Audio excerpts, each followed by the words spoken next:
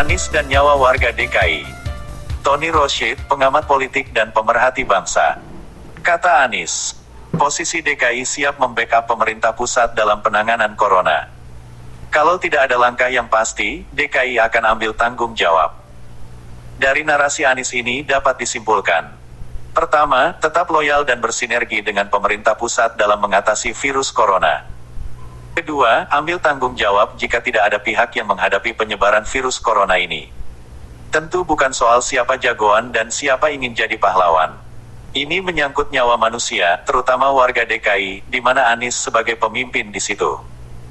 Pemimpin harus tanggung jawab terhadap warganya, termasuk menyelamatkan nyawa warganya. Soal ada orang Bandung, sibuk caci maki, itu lain soal. Anies ambil langkah cepat. Tanggal 22 Januari Anies izinkan Dinas Kesehatan DKI konferensi pers. DKI mengingatkan warga akan perlunya kewaspadaan terhadap penyebaran COVID-19. Tanggal 29 Januari Anies pimpin langsung rapat Pemprov DKI untuk menyiapkan langkah-langkah menghadapi COVID-19. Hari itu juga, Dinas Kesehatan mengeluarkan surat edaran perlunya kewaspadaan terhadap imported virus ini. Melihat dan memantau perkembangan, tanggal 25 Februari, Anies mengeluarkan instruksi Gubernur nomor 16 tahun 2020. Isinya tentang langkah-langkah yang diperlukan oleh jajaran Pemprov DKI untuk penanganan COVID-19 yang penyebarannya mulai mengganas. Tidak hanya surat edaran dan Ingub, Gubernur DKI ini juga membuat situs khusus mengenai segala hal yang terkait virus corona. Alamat situs itu di Corona, Jakarta, Go.id.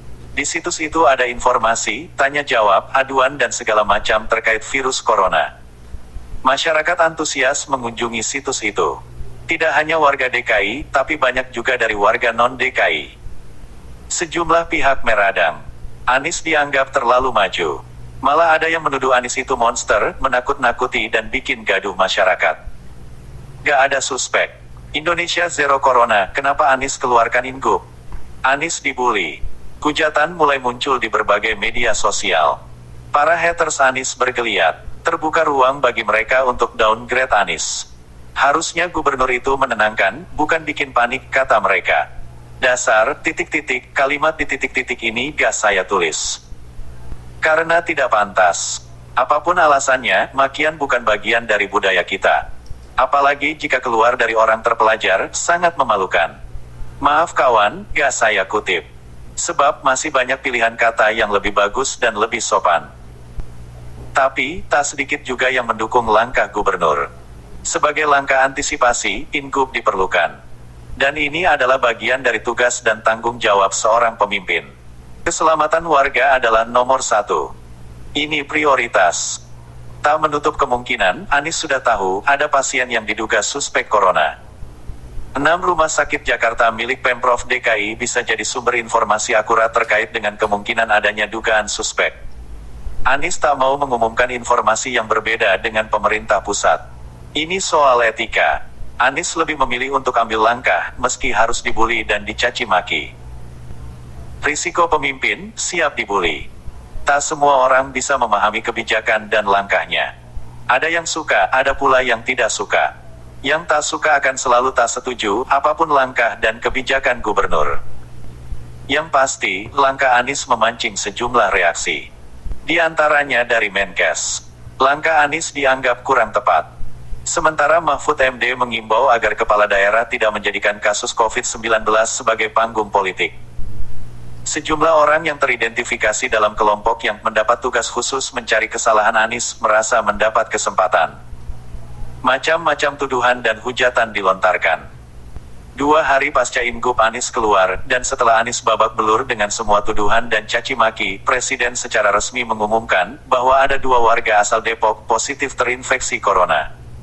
Sejak itu, bulian terhadap Anies mulai agak reda. Kini, giliran situs DKI yang disoal oleh Menkominfo. Katanya gak sinkron dengan situs punya Kemenkes. Anies diminta menyesuaikan narasi. Tak lama kemudian, situs Pemprov DKI dihajar hacker. Sempat situs corona.jakarta.go.id tak bisa dibuka. Gak tahu bagaimana kondisinya sekarang? Silahkan dicek. Dari sisi tampilan, situs DKI lebih simpel. Subportalnya sederhana.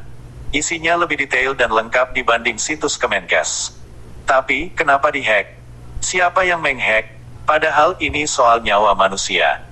Kalau ini menyangkut politik, mestinya gak harus main di wilayah yang berbahaya buat nyawa manusia. Langkah proaktif Anies mulai mendapat pembenaran setelah terbukti banyak orang di Indonesia yang terinfeksi virus corona. Semula 2 orang, lalu 19 orang, nambah 8, jadi 27 orang. Sehari setelahnya naik menjadi 34 orang. Dan update terakhir telah jadi 96 orang. Dari semua kasus positif itu sudah ada 5 orang yang meninggal. Bahkan sekelas pejabat tinggi negara, Menteri Perhubungan RI juga dikabarkan positif corona. Nampaknya akan terus bertambah seiring dengan penyebaran yang tidak semuanya terdeteksi. Apakah Indonesia akan lockdown seperti Italia, Denmark dan Manila? Apakah semua pabrik dan toko akan tutup? Apakah sekolah-sekolah akan diliburkan? Apakah alat transportasi akan dihentikan? Semua kemungkinan itu bisa saja terjadi. Apalagi, cara penanganan virus corona di Indonesia telah banyak mendapat kritik oleh sejumlah negara. Artinya, jika tak lebih serius dan ketat lagi dalam penanganan COVID-19 ini, Indonesia terancam lockdown. Sejumlah event baik nasional maupun internasional sudah diumumkan penundaannya. Formula E ditunda. Berbagai munas ormas juga ditunda. Bahkan acara seminar, diskusi dan pengajian juga sudah banyak yang ditunda. Ada sebagian sekolah yang sudah meliburkan diri. Pelan tapi pasti, aktivitas sosial sudah mulai berkurang. Mal-mal mulai agak sepi. Suatu saat nanti, tak menutup kemungkinan akan ditutup. Soal corona, Jakarta lebih serius dan lebih maju langkahnya dari daerah lain. Bahkan lebih maju dari pemerintah pusat. Wajar. Jakarta adalah ibu kota. Tempat interaksi sosial antar warga negara sangat masif. Perlu kewaspadaan tingkat dewa. Semua dilakukan dengan tenang agar tak terjadi kegaduhan, kata Anies. Itulah barangkali karakter sosok yang besar di Jawa Jogja ini. Cucu Abdurrahman Baswedan ini paling risih dan sensi ketika melihat ada orang yang dipermalukan. Dan ini bisa dilihat reaksi Anies ketika ada anak buahnya dimarahi di depan umum saat terjadi banjir. Anies bilang, "Jangan marahi dia, marahi saya aja." Kasus corona ini menyangkut nyawa warga. Anies memilih untuk melangkah, meski dengan segala risiko menghadapi banyak tuduhan dan bulian. Bagi Anies, nyawa warga DKI lebih utama untuk diselamatkan daripada sekedar menghadapi tuduhan dan bulian. Sebagian artikel ini telah diedit dan update oleh Dr. Elviedi Sofyan.